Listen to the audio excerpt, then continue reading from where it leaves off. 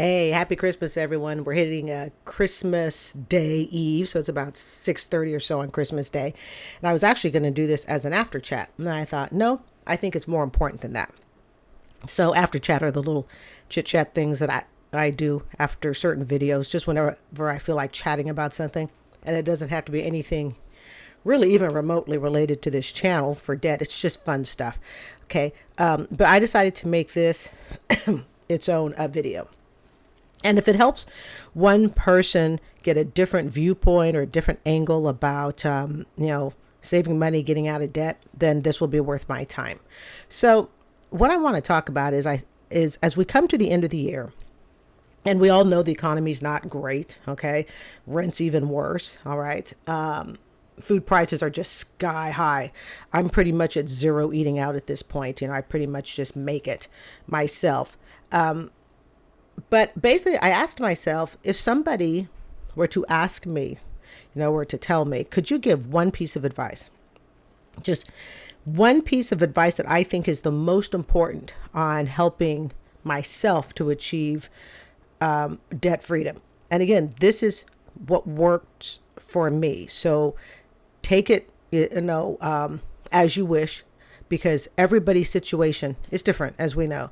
So my one piece of advice may not be the same as somebody else's one pieces of advice. And so it's important that you listen to different people, and then you pick up all these different pieces of advice, and you select and choose that which serves you. Okay. If I had to pick the one piece of advice that I believe has helped me the absolute most these last couple of years, and that for me is I put away looking strictly at the math, and I started looking at what is going to make me comfortable, because I knew that for me to achieve debt freedom, and when I say debt freedom, there's no such thing as anybody being really totally debt free. We will always pay property taxes. We have insurance. We have car insurance. Okay, we understand that. But to me, those are more of the month to month things. When I talk about debt freedom, I'm talking about in general, are you generally paying the month to month bills? You're not backed up on credit cards, student loans, an overpriced house, an overpriced car.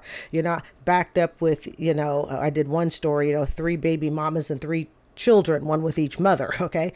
You're not backed up in child support, things like that.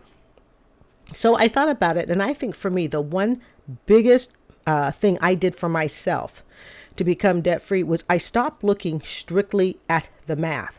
Oftentimes, we look at the math. You might be surprised to know that I've never balanced a checkbook in decades. I don't really keep track of what is it?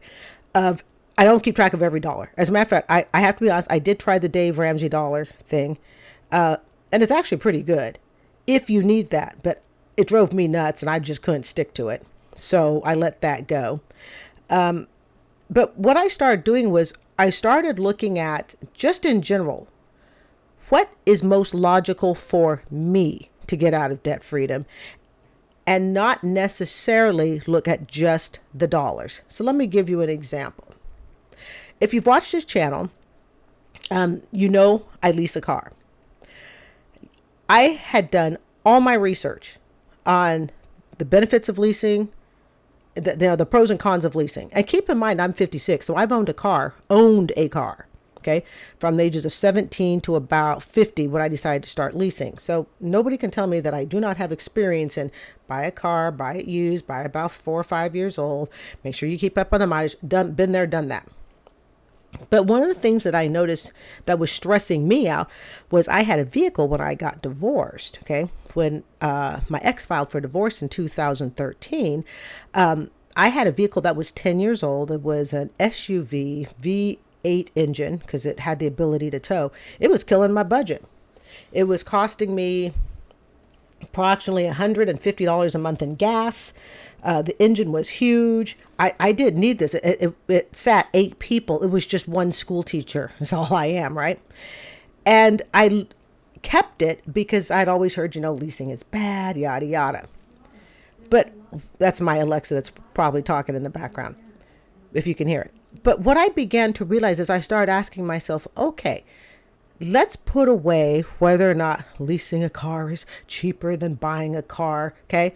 Let's put all that away. And I started to ask myself, Carrie, what would you like? What would make me happy, but yet still achieve the financial goal that I want? What would make me happy? And I told myself, you know what would make me happy? It wasn't leasing a car. That wasn't going to be what was going to make me happy. It was doing anything I could to stop having to maintain a ridiculous car account for repairs, because if you've ever owned a V8 SUV, they are not cheap to maintain. They are not cheap to repair. I wanted the ability to be able to drive anywhere I wanted to go. I was very limited to just going no further than Orlando. And even then, I wouldn't take the car past Orlando. I mean, I would rarely take it to Orlando. The car just made, the vehicle was an SUV. Okay. The SUV was so nerve-wracking for me to drive. I mean, it looked beautiful and I did my absolute best to maintain it, but I was pumping in probably $2,000 a year to maintain that vehicle, not counting the gas and everything else. So I started asking myself, what would I like? And I finally said, well, I'd really like to get rid of a car savings account. I would really like to be able to travel where I want to go, when I want to go. I don't care if it's to go from here to New York or from here to Oregon, where my family is. I have family in New York and family in Oregon. Okay. I wanted the ability to go, and I wanted the ability to be able to drive it. I also got tired of being stuck around town, calling AAA. All right. And so I started looking it up, and I was like, okay, everybody says leasing is worse. Leasing is more expensive. And I started saying to myself, but just because it is for a lot of people, does that mean it is for everyone? What happens if it actually turns out to be one of the best things that I could do? What would happen? And so after doing a lot of homework, and trust me, what I used to be a librarian, so when I tell you, I looked up the pros and the cons. There's nothing anybody can tell me about leasing that I have not read, know, or anything else. Okay. It really isn't.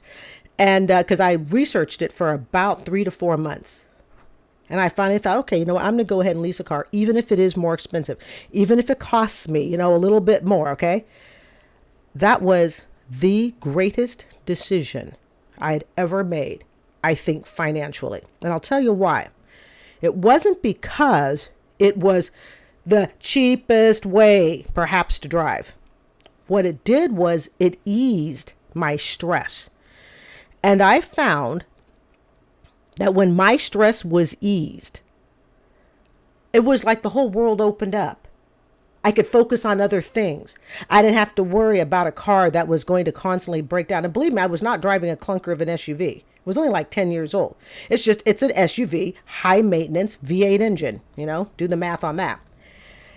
It was like, I remember just feeling completely free. I have this little Toyota Corolla. I could tool it around. It had, for God's sakes, it had a USB plugs. My 10-year-old SUV didn't have that. Okay. This little Corolla probably had about 20 more features that, the SUV from at the time, around 2006 could only dream of. Right. So one of the biggest thing I believe that really, really helped me was I realized it isn't always about the math.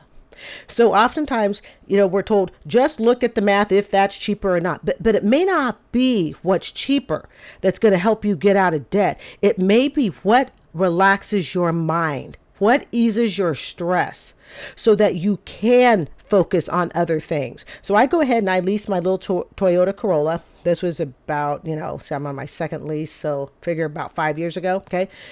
And I told myself, you know what? If in 3 years, I think it's just the most god-awful thing ever, no problem. I will go ahead and I'll just buy a car, make car payments, yada, yada, because, been there, done that, right? I found that when I stopped looking strictly at the math and what would help to ease my stress, literally, it allowed me to focus on other aspects of my life. I didn't have to worry about a car savings account for repairs. I didn't have to worry about washing the car. It came with it. I didn't have to worry about maintaining the car. All that stuff came with it. If I had to give somebody a piece of advice, I would say stop looking at just the dollar, at what people say, well, this is the cheapest way to do it, so that's the way you have to do it. What happens, I think in Dave Ramsey's, if I'm correct, his debt snowball, okay, that's kind of the same thing, if not almost identical to it. Okay. It's not necessarily looking at a credit card for its interest rate. It's looking at it going, hey, it's a really small balance. Yeah, it may be lower than it may be it may be a lower interest than another card that charges you more. But you know what? It's going to make you feel good just to get that out of the way. Pay that $400 credit card off and just get it out of the way. You're done. If you take that same concept and you put it towards your own desire to be debt free, stop looking at everything from just the mathematical end. Here's another example. Okay. And if you have been following me for a while, you probably know these things because these are things I've talked about throughout my videos. But I kind of want to take it and condense it down a little bit into one. Okay. Another example would be my savings account. Okay. I had a $3,000 savings account at the time that I purchased my condo in 2020. Logic says, save your savings account at all costs. Well, I ditched the savings account and and put it completely inside the condo. Why? Because to me, a savings account it can be good to have one. It also, to me, a savings account is only as strong as the rest of your finances are. When I had a apartment, okay, and I wasn't dealing with a mortgage and repairs and stuff like that, I had the savings account and it worked out fine. But I found that I really wanted to get rid of this mortgage, which is why I only bought a $100,000 place versus a $200,000 place. I could have easily done a $200,000 place, no PMI, and I would have been just fine. Just the mortgage would have lasted longer. Okay. And I chose to get rid of the savings account, dumped it all into the condo, literally wiped it out, saved myself a whole year's worth of interest. And then of course people go, but what happens if you have an emergency? Well, I trusted myself to know that I have excellent credit. And my credit at the time, my credit score wasn't above 800 at the time, but it was a really high 700s, solid middle to upper. Let's talk about 775. So I knew I had really good credit and that I would be able to, if necessary, borrow on a credit card. And then you think, borrow on a credit card? Well, we're not supposed to do that. Just because it doesn't work for everybody doesn't mean it wouldn't work for me. But I have very good spending control now, long since I've been out of my 20s. Okay. I knew that if I had to put something on a card, I could get it 0% because I have more cards at 0% offers than I care to count. All right. I would just put it on there and then just pay it off before the 0% came. I think I had one emergency, was a little sink thing that I had to put a new sink, garbage disposal, got the whole thing done, paid for it, and then paid it off the very next month. All right. 0 interest. When I stopped looking at just the dollars and people saying, well, you need to do it like this because it makes most financial sense. And I combined it instead with what will put me at ease, what will make financial sense for me to get to where I want to go. It was amazing. I think part of the reason people get so stressed out about trying to get out of debt is it's like we're trying to put a square peg into a round hole. And we think that, and here I am, I'm just one gal on social media, okay? We're trying to fit our budget to what social media tells us, even to what Dave tells us, okay? And you begin to realize your strength is in getting information from a whole lot of different people and then selectively choosing which fits you best, what works with you.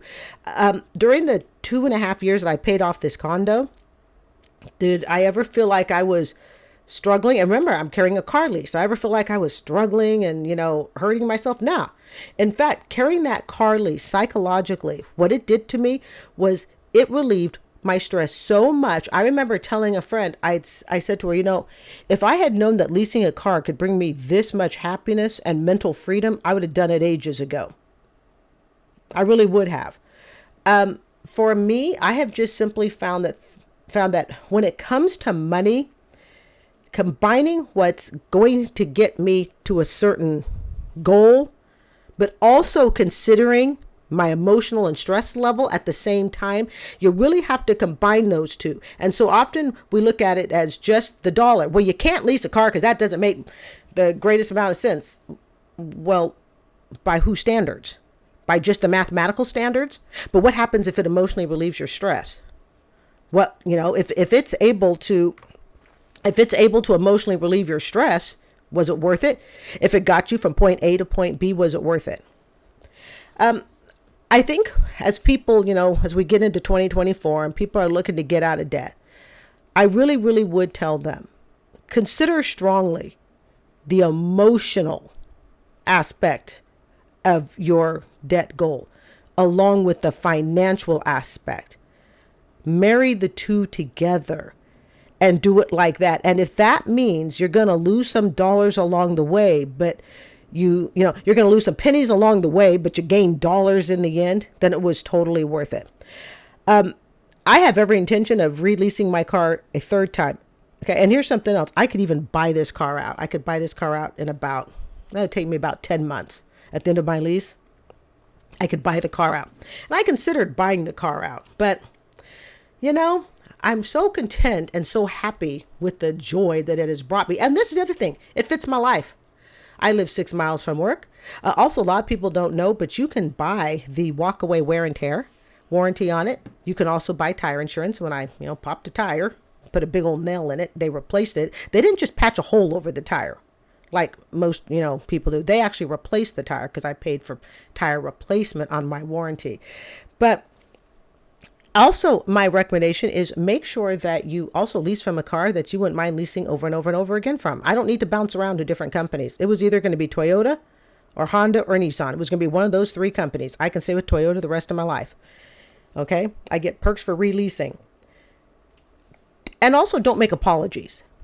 Don't feel like you have to justify or explain other than to your significant. If you're in, if you're in a relationship, married or not, playing house, whatever, okay?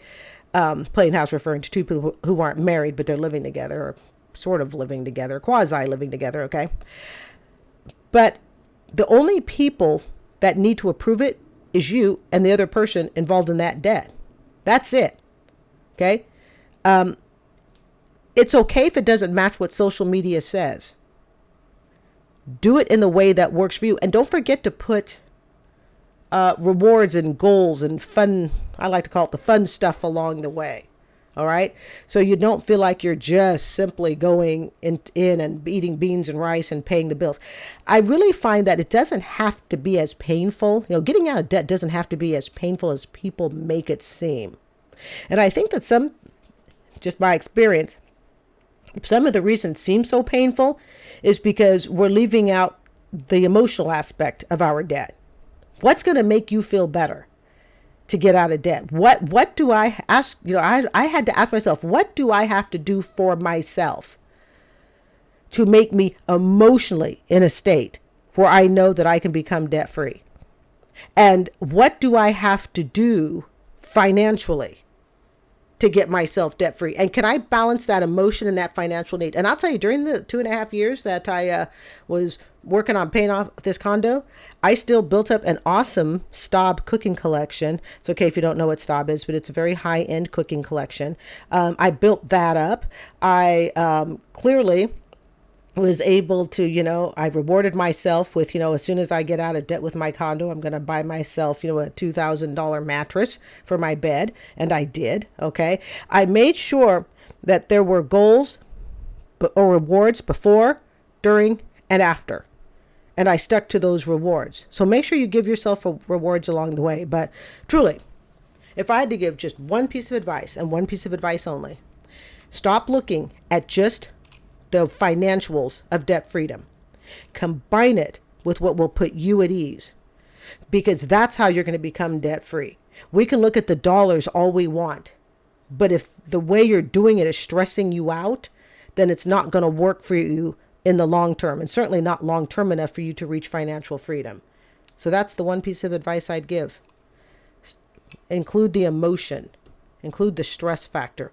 What is it that you need to do for you to get yourself out of debt? What can you do for yourself emotionally? What will help you? And it doesn't matter if it works for other people or not. It only matters if it works for you. I'm Carrie. This is Student Loan Chit-Chat. I hope you will consider subscribing. You have a great rest of your Christmas. Bye.